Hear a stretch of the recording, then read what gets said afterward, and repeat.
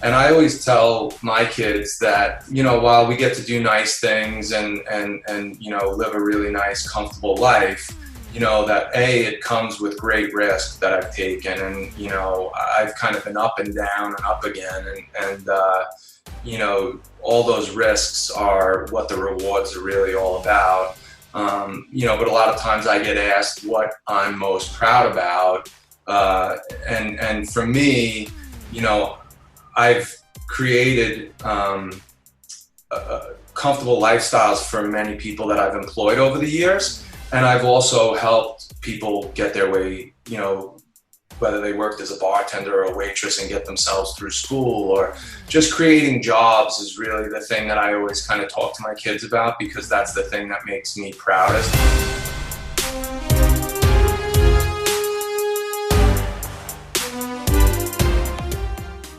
This week on the Courageous Podcast, we had the pleasure of talking with the CEO of Enlightened Brand Ventures, James Brennan, and he's a true rock star here in San Diego. I mean, started some of the coolest clubs, and it was really interesting just to hear his career progression and where he's headed now into some more purpose-driven businesses. Yeah, and how he pivoted from nightlife and clubs to fresh drinks like Suja and other arenas. I know he's got a direct-to-consumer watch brand as well. And so just cool to see his pivot and also hear his personal story and the ups, the downs, the scary moments. If I was in a business fight, this is the guy I'm taking in the fight with me. Yeah, just a lot of passion. And I feel like he shared a great story of how sometimes you have to go through hard times to get to the other side. And you don't always see that, but if you have that belief like he did, you can get through it. And he shared that with us. He's an East Coaster turned West Coaster, but he's also super approachable, and I think he shared a ton with us. I think you're going to really enjoy the episode. Take a listen.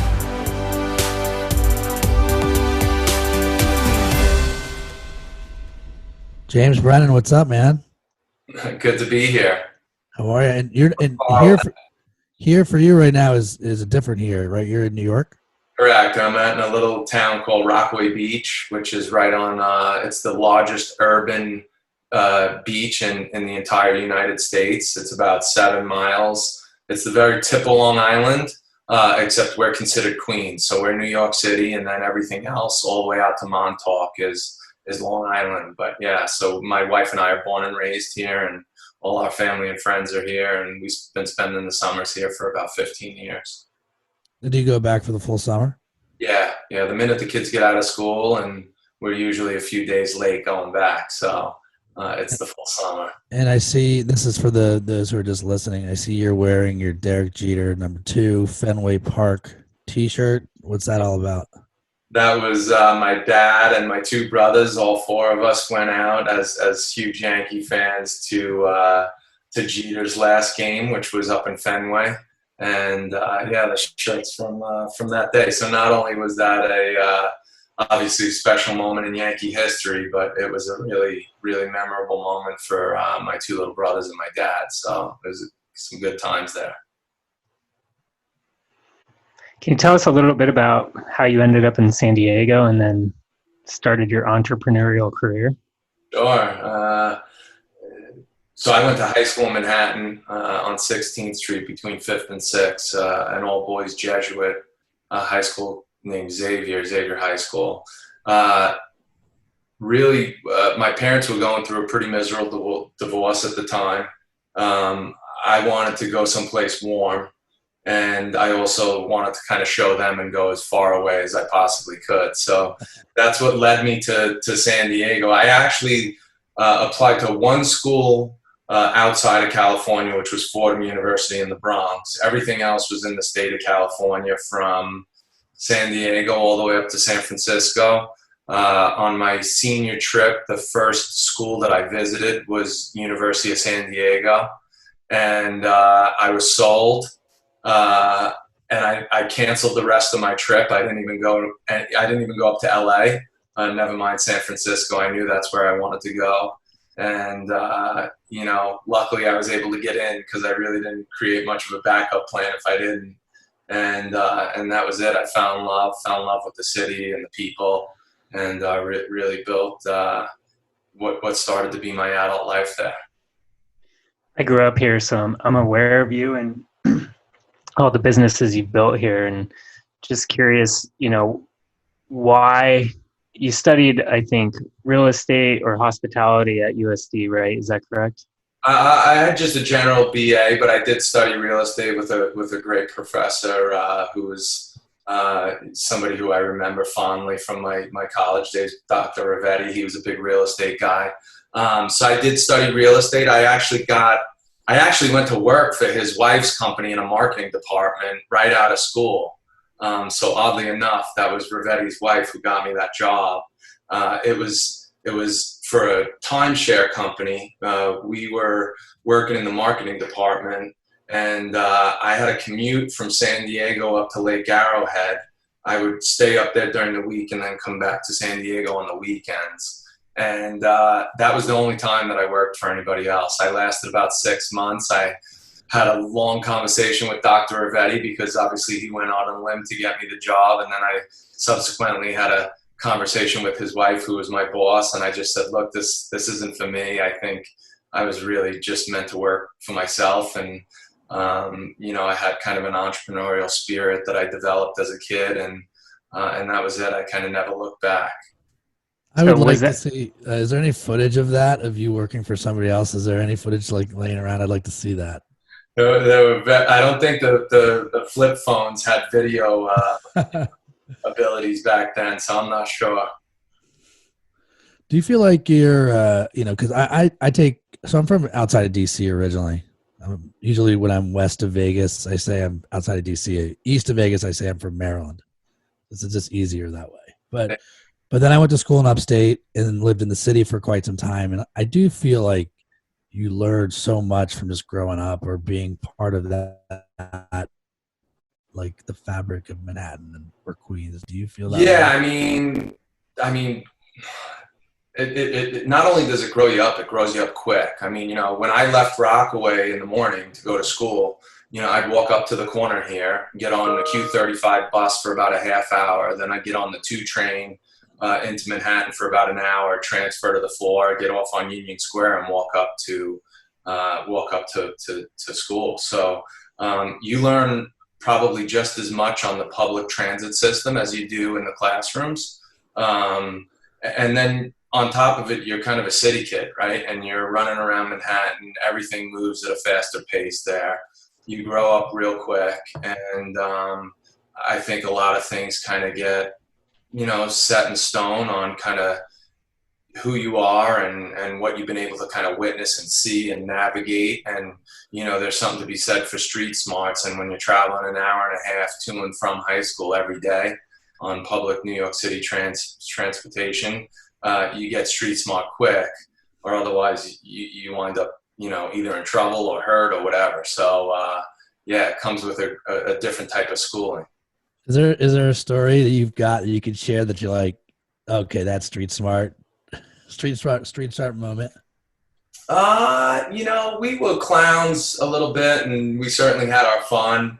There was certainly a lot more serious times. I got jumped pretty bad once at the junction, which is the crossover between getting off the bus and getting onto the subway. And I had been going in early to school when at the time that the freshmen had to go in as well, only because I had detention. I had to go in the morning because rugby practice was after school. So I had to go in early for detention. And there was a couple of freshmen who were walking ahead of me. And I remember a group of kids grabbing this kid's backpack, and, they were kind of, more so, teasing him and taunting him, and, a little bit of physical stuff. And as I was kind of walking through the pack, I reached up, grabbed the backpack, and kind of like handed it off to the kid and said, go down, get into the train station. Next thing you know, I don't remember much more, and I wound up in the back of a police car getting driven home with a bloody face and stitches and the whole 9 yards. And it's things like that where you just got to remember, it's New York City. This is back in the late 80s, and it was tougher times back then. And I think it's funny, we were just talking to my 13-year-old last night saying it seems like it's kind of headed back in a little bit of that direction, at least here in New York City right now. So that's a sign of the times, and there's a lot to unpack there. But I'd say that was one of the memorable experiences that told me to kind of always be aware of what's going on around me. And at the same time, it told me, you always got to do what's right. And, I couldn't just walk by that 14-year-old kid and leave him there. So, that's one story that comes to mind. So you have 4 kids, right? That's right. Yeah. Just curious, I mean, you went from nightlife and had a big pivot in your career, and we'll get to that, but just, that story and just thinking about values, what are some of the things that you've learned from your career that you've taken into your personal life, and some of the values that you're sharing with your kids now as they're growing up and maturing? Yeah, I mean, I crossed over into so many different types of businesses, from real estate and then into my hospitality career, which then, led me to Suja and CPG. And, the one thing that I always tell my kids is that business and entrepreneurship is something that you feel. And, for me, I don't necessarily feel it for an individual industry or product. I feel it more about business in general. And I always tell my kids that, while we get to do nice things and live a really nice, comfortable life, that it comes with great risk that I've taken. And, I've kind of been up and down and up again. And all those risks are what the rewards are really all about. But a lot of times I get asked what I'm most proud about. And for me, I've created comfortable lifestyles for many people that I've employed over the years. And I've also helped people get their way, whether they worked as a bartender or a waitress and get themselves through school, or just creating jobs is really the thing that I always kind of talk to my kids about, because that's the thing that makes me proudest is, being able to kind of create these great businesses that go on to, create so many different jobs for different families. And, that's kind of one of the things that I always try to, make my kids aware of, because, they don't really get it. They're still young and they don't get to see kind of everything that goes into the stresses of building businesses. And sometimes they only see the rewards. But that's probably the biggest thing, is being able to kind of make a difference in people's lives and give them a living and something that, they're proud to work, a place that they're proud to work at. And, so those are some of the things that I kind of make sure that I highlight for them. I love that line, like the idea of creating comfortable lifestyles, because I just had this, I had this conversation with myself in a car ride, just, with nobody else, since we're all distancing ourselves from everybody right now. But I feel like the irony there is you're putting yourself in uncomfortable situations to help other people live comfortably. Yeah. And assuming you're successful, that's the outcome, and that's the result. And we're kind of back full circle. Like, one of my big worries about raising my kids here, I have 2 kids in San Diego, is it's so comfortable. It's like there's no character building moments. You have to manufacture all of them. Do you feel that from the market? And then more specifically with business, do you feel like you've put yourself in uncomfortable arenas for the purposes of the fruits of doing so? Well, to the point about the kids, I mean, we're so blessed to be back here in Rockaway, and while we have a great house that we were able to build after Hurricane Sandy and love it, and it's home for us. This is a real blue collar neighborhood. Most of the families are, whether they're cops, firemen, nurses, teachers. I mean, these are like the blue blood working class, middle class people that really are still struggling day to day and making ends meet. And, you know, all my kids' friends are in those type of households. So I'm blessed and happy that they get to, you know, live a little of that every 2.5, 3 months a year. I mean, as far as like, well, first of all, I'm a risk taker. Just you know, I have that ism, and don't make no mistake about it. That's part of what kind of gets me off too, right? Like I love creating jobs for people, but I love throwing it out there on the line too. And I play to win, and but I do subscribe to you know, the theory that it doesn't need to be a zero-sum game, that while you can win, there doesn't need to be a loser on the other side. And, you know, there are, you know, plenty of scenarios out there where everybody wins. And I've kind of tried to focus the latter part of my career on that, rather than maybe in the beginning of my career where it was kind of like win at all costs because you're so scared, you've kind of got nothing, you're trying to kind of build you know, a reputation, or, you know, you're trying to build wealth, or, you know, the ability to, you know, in the beginning, when I had an idea, I had to go around and pass the hat around and get people to invest in me and trust me with their money. And, you know, I think everything is circumstantial. And luckily for me, on the first few things that I went out and raised money for, we did really well. Right. And I think that starts to kind of, you know, you start to get a reputation as somebody who can be trusted with somebody's money, but also, you know, there's a good likelihood that you're going to get a return on it. And then that it gives you the ability to go out and do more deals, maybe bigger deals. But there's been plenty of times where I've had it all out on the line, including 2008, when, you know, I had my BK, both personally and business-wise, papers ready to go. And, you know, and just kind of met on a weekly basis every Monday to figure out whether I was going to hit the button or fight another week.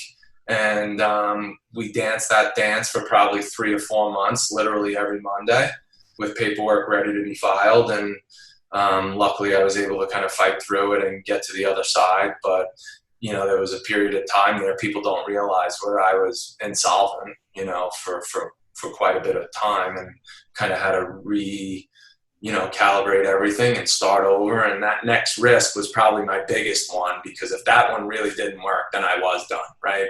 And what does done mean? Well, it would have been done for now. I don't know if it would have been done forever, but it was a scary point in my life. I already had 2 kids, and, you know, and luckily that next bet came up aces. So that was seersucker too, by the way. That was the seersucker bet. So I was going to ask, can you talk us through that period? I mean, that has to be tremendously stressful, you know, trying to raise your kids and your family, and then have everything on the verge. I think you sold 3 businesses or had them up for sale during that time, right? What got you? I mean, you're saying you're a risk taker. Where's that drive come from? How do you face that fear? I mean, is it something you just push through? You show up every day? I mean, what does it take to get through those periods? Yeah, no, that's a great question. I mean, so there's a couple of answers to that. So fear, when it comes to things like business, you know, I haven't really truly felt like I don't get scared about it, right? Like I'm all in. I'll make my bet, and if I'm wrong, I'm wrong. But there's always consequences, and there's always ego. And yeah, I mean, during that time, I mean, 2008 happened, but I'm not going to blame it on the timing, right? Like I opened Sidebar. The thing was a massive hit, especially when you look at it from a per square foot basis. I mean, the numbers that we were ringing there were unheard of, especially for a venue that size, which then led into Stingery. You know, I think our first year out of the gates, our first full year, we did almost 15 million in sales. And that was in 2006. So that was, you know, quite some time ago. Another huge success with major notoriety. And then what happened is, you know, we were living in this world where things hadn't really reset through the Great Recession. You know, I was living in a place that wasn't necessarily reality personally. So I was definitely part of the problem.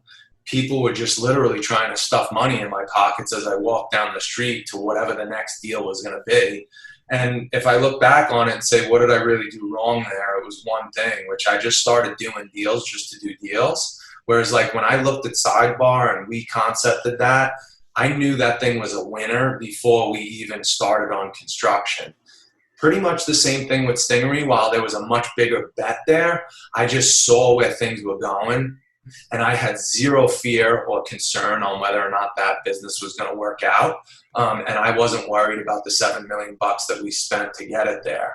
But then after that, you know, Universal or Witherby or even Bar West down in PB, like those were really more deals just to do deals because the money was easy to get and there wasn't as much thought process put into them.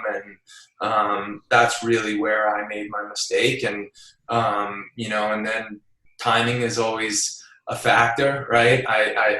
You know, we opened up Universal the Saturday after Bear Stearns collapsed. So the timing, I don't think, could have been any worse. But that project in and of itself had some fatal flaws that I was, you know, really responsible for making. And I don't know that we would have survived if the Great Recession didn't happen. So, you know I kind of diverted through your question there, but yeah, I think the fear thing is not so much something that I think about when I'm going through the process of making decisions when it comes to business. I'm kind of, I don't want to say that I'm fearless, but that's just, I where I get scared and worry is around like family and health and things of that nature, not around business. Just so the viewer understand, like if you live on the East Coast and you're listening to this, when you talk about nightlife in San Diego, and San Diego, everybody thinks is just like the flip-flop town, and there's a beach and that's it. I mean,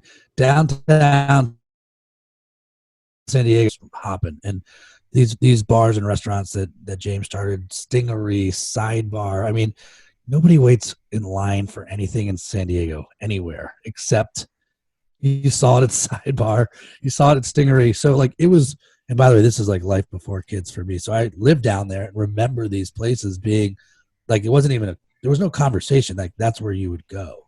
These were the spots that you would go. So James, like you're going through these, the irony here is at some point you choose sobriety. Is that going on at the same time as you're in this nightlife scene?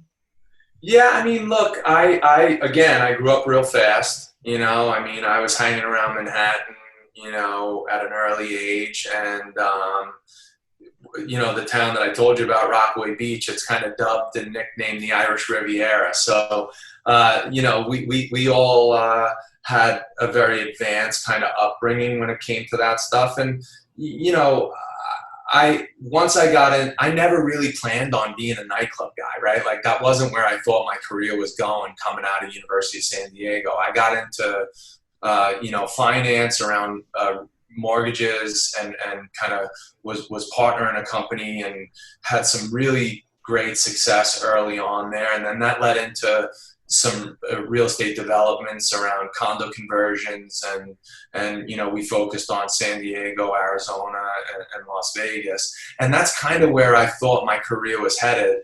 And then Sidebar kind of presented itself. Selfishly, it was around keeping my best friend from back here in Rockaway out there with me. He was either going to come back to take the fire department, New York City Fire Department job, or stay out there if we figured something out. And that's how Sidebar was born. And we were the first ones to bring bottle service to San Diego. You know, I had traveled around the country and the world at that point with some friends from USD and their families, and just kind of my eyes were open to what San Diego needed at that time. Fast forward to getting Sidebar and then Stingery opened, and you know, I recently said to somebody, you know, every job has its risk factors, and you know, if you're a fireman, you run the risk of running into a burning building and not coming out. If you're going to be a nightclub owner, you run the risk of running into the building and maybe not coming out either, right? So that was a place where I kind of let the scene and the party and kind of the alcohol get the better of me through a period of time.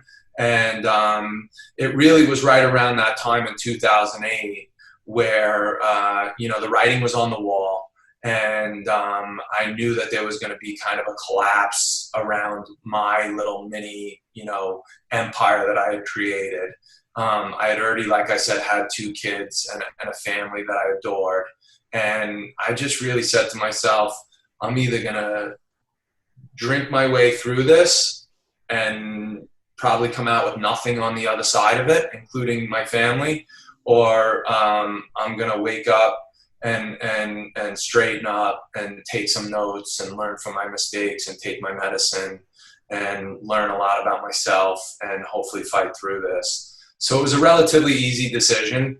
Really, it was. I mean, that was May 11th of 08, and I haven't had a drink since, and I have no desire to. And it really was that probably pivotal moment in my life, certainly my career, that's enabled me to kind of rise up from basically being ready to go bankrupt to restarting everything and even venturing into some new industries that I kind of fallen in love with, and also help a lot of people along the way, and in many regards. So that was a real turning point for me, and I think it was just as much about the scene and that world as it was alcohol, but it was, for me, it was just time for me to grow up and be the person that I wanted to be, and make sure that my kids were in my life all the time, not part of the time. I feel that. Coming from Vegas and being out there, I went through a similar type of path, and it can get to you if you let it. I'm curious to know about, just the pivot that you did make, and if you can tell us a little bit about Enlightened and what that process was like. And you give a lot back to the community now. So I think you probably made a couple of different pivots, both personally and professionally at that point. Yeah. So basically everything, the only thing that I was able to hold on through that whole ordeal was Stingery. And it was kind of my lifeboat, and it was a cash cow, and it funded the war and legal bills, and I was able to kind of fight through it when it felt like I was getting attacked from every side. When I kind of came out of my fog of getting sober and kind of fighting through some of the legal issues, I got a call from Joe Ziden and Mike Ziden. They were the Z and Z Gallery, and I don't know if you remember that Z Gallery that was down on the corner of 5th and Market. We were on the corner of 6th and Market, so I was kind of their neighbor. We shared a driveway in the back. We knew each other, and they had given me a call one day on my cell, and basically the message was, "Hey James, Z Gallery's having a tough time, and we're thinking of shutting this location down. Do you have any interest in it?" And I said, "Are you guys at the store? I'll be there in 5 minutes." And ran over there. And at the time I was, kicking around some ideas with Brian Malarkey. And so that was pivot number one. It was kind of away from nightclubs. I didn't want anything to do with nightclubs anymore at that point. I had already been sober. While I still was okay being around it, I just, that life, I just didn't really want to continue to grow. I had Stingery, and that was enough. And that pivot was really more about trying to find something for that more mature person who didn't want to go and deal with lines and bottle service and the whole rigmarole of the nightlife scene back then, but still wanted to go out, be in somewhat of a cool scene and a cool vibe. We were real early, if not the first to my knowledge, on putting a DJ in the middle of the dining room and playing some really cool beats while people were having dinner. And, we struck a chord on that, and that kind of was a pivot. And that was, when we got Light Hospitality Group really going. that led into a bunch of other kind of restaurants that we rolled out, and that was a fun part in my history, because I was able to kind of shift away from being that nightclub guy and more into a real restaurateur. And there's just something really exciting about, it's very seductive and intoxicating, when you can kind of be that restaurateur who has the spot where you cannot get a resi and you're feeding people and they're drinking and laughing and having a good time. I still get goosebumps if I walk into Herringbone in La Jolla and the place is going off and there's people waiting up around the hostess desk. And I'll always love that. But it was nice to be able to get away from that feeling in the nightlife world and more in the restaurant side of things. So that was kind of pivot number one out of that dark time. And we got on a good expansion and kind of got things rolling. And we were expanding and making kind of a name for ourselves. And during that time, or the tail end of it, when I was still in control of my hospitality group, that's where my wife started drinking these juices from, a surfer yogi, at the time kid who was in La Jolla, and a bunch of Lauren and her friends were all up in arms about his recipes and how healthy these juices were. And my wife was pregnant with our fourth and final, and she was addicted to these things. And obviously you don't argue with a pregnant wife. And totally. But the bills were adding up, and I think it was one day when I saw a check on the kitchen counter and looked at it and saw Eric's name on there and saw the amount, and I was like, is that for the year? And she was like, no, that's just for this month. I'm like, really? I'm like, okay, what's in them?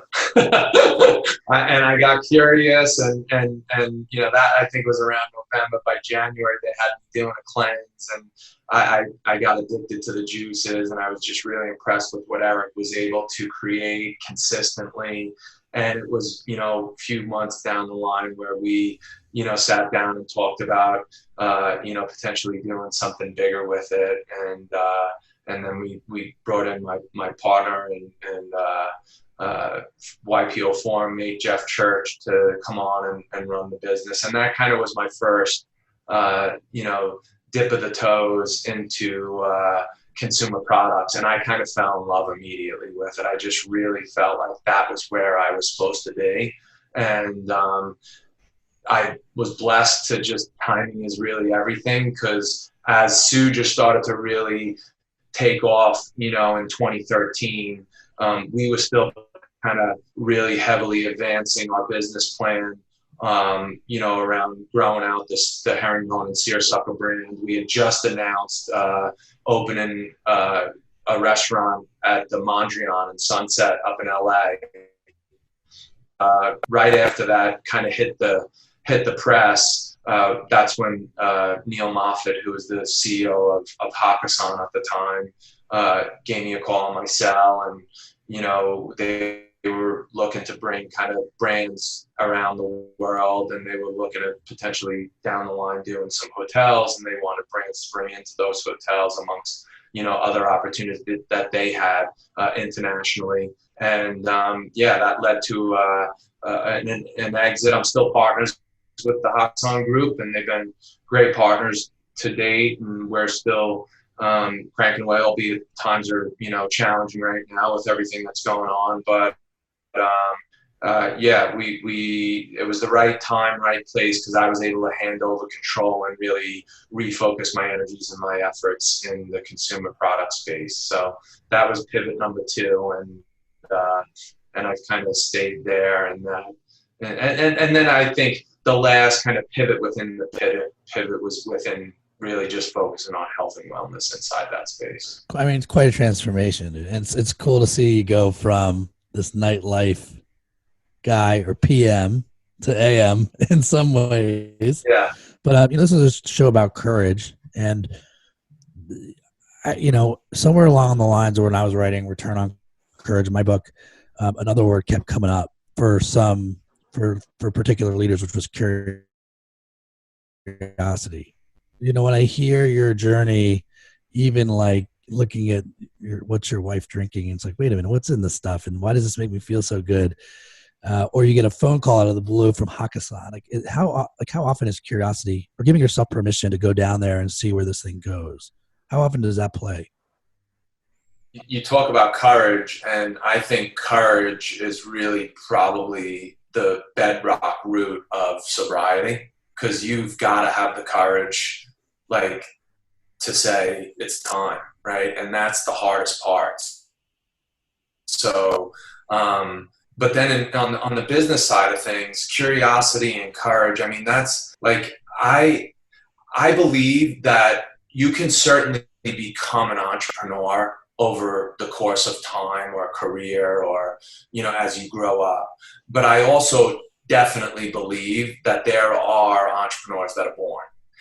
And if you are one of those lucky people who, well, maybe sometimes unlucky, but if you're one of those people who is born an entrepreneur, I think you've got a distinct advantage over those others who have to learn how to become an entrepreneur, because it's just in you. You either have that curiosity or not. And that first thought that kind of starts to bubble up is, that looks really cool. Could I do it and like make a living off of it or build a company around it? Like, it has to start with like, is there a model there that I can grow and like make money off of, right? Like, it's capitalism, and it's what's beautiful about this country, because you know, that's the difference between where we live and a lot of other people and where they live. Because if you see an idea or an opportunity to jump on, it then just takes the courage to like make the leap. And I think that goes with, I think, every business that's out there, even the businesses that we're looking at today, starting up, and you know, it really takes that curiosity first, courage second, kind of in that order, because you hear it all the time. I mean, there's people that are taking, you know, a corporate job and they've been stuck in it for 20 years, and they've talked about doing their own thing for, you know, a decade, and they just never like find that courage to like pull the trigger and make the leap. And I understand why. I mean, we always joke, like, you know, the peaks and valleys of an entrepreneur and somebody who's got a startup are so manic that you have got to be made up of like a certain type of DNA to deal with it. Because there'll be days where you're like riding high and high-fiving down the elevator on the way home. And then the very next day you're like searching the desk for a snub nose, and you know, and everything in between, right? I mean, you just highs and lows, and to wake up every day and kind of attack that takes courage. I think there's a third C too, although I'm curious to hear your take on this. So I think the third C with curiosity and courage is counsel. So like, and I was so stubborn growing up. I wish I would have like declared more mentors early in my career. I think I was just scared, to be honest, with like a bunch of the stuff that I was doing. But, you know, from a counsel standpoint, like if you were going to provide advice right now for an entrepreneur, and I almost want to, this is an A and a B, because it's like for an entrepreneur going through life in general, but then also layer on the realities of COVID, what advice would you give right now? Oh man. So in life in general, I'm by no means advocating sticking your head in the sand, but on a personal level, my first piece of advice would be to turn the news off. So we've been a newsless family household for going on 7 weeks now, and I'd say it's probably the biggest decision that we've made through all of this that has enabled me to maintain sanity. I just, so that by far is my number one piece of advice for personal and probably business, because if you cannot, if the media is so, you know, their job is to make you crazy, and so crazy that you become addicted to watching the news. and they'll do anything to kind of keep their hold on you. So that would be number one. I would say number two, from a business perspective, is this is that example of like the oh shit plan that everybody talks about and everybody thinks they had, but nobody had this oh shit plan. And for us, we've really taken it to an extreme as far as how can we get through this, and what do we have to do to get through this? That's number one. But more importantly, how do we get through it a stronger company? Like how do we utilize this to become more efficient and more fine-tuned around our brand or our marketing message or whatever it is, that you can look at all the different buckets that go into building a business and in every, different, whether it's accounting, legal, your legal documents. I mean, evaluate and reevaluate everything, your partners, your plan, your runway. You really need to take a good hard look at all of that stuff, and at each one of those individual, circumstances that you're looking at, like for instance, your partners. I mean, are they the right partners? Have they done the right thing? Have they been there to support you, or have they been predatory? Like there's so many lessons that we're going to come out of this with. And you just need to really pay attention and ask yourself the right questions so that when this all does go away and COVID is in our rearview mirror, please, at some point, sooner rather than later, you should be in a better position from a company perspective. And I'm not necessarily saying what that position should be. I'm not saying it needs to be financially. It might be one aspect and not another, but you of whatever it is that you're doing. And I think that carries over personally as well. And it has for me, for sure. Yeah. Hopefully everyone is taking a moment to reflect and learn from everything going on and make better choices moving forward and prepare. I think this has taught everyone a lot. I'm curious, James, and we appreciate you giving us so much time today. We're about, at the end of our time with you and know you're busy. So just curious, what is the next big risk for you? They've been so successful, and I know that they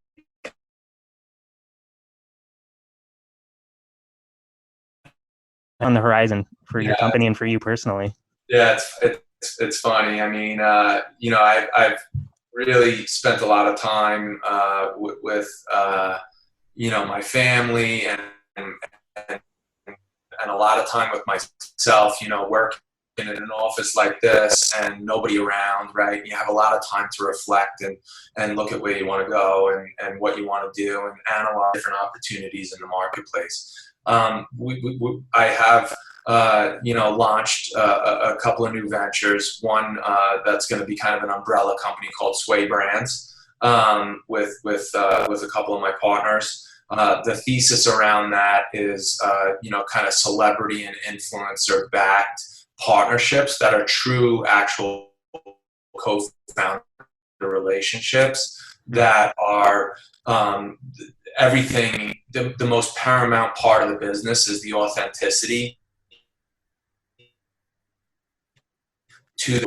We've got 2 deals that we're getting ready to launch with, which I wish I could blow the whistle on right now for you guys. But, one of them's in the beauty space. Another one is in the beverage space. And they're super, super hyper authentic to the partners that we're teaming up with.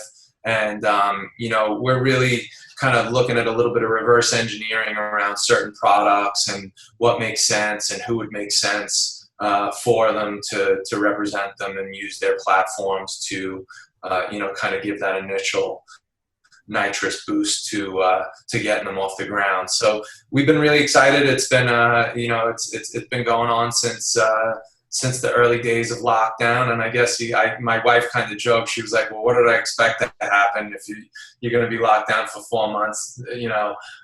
Who wouldn't think that you'd have a few more businesses by the time it was all over? So I got a kick out of that. But that's where we're going. We're really excited. We have some announcements coming up over the next few weeks here.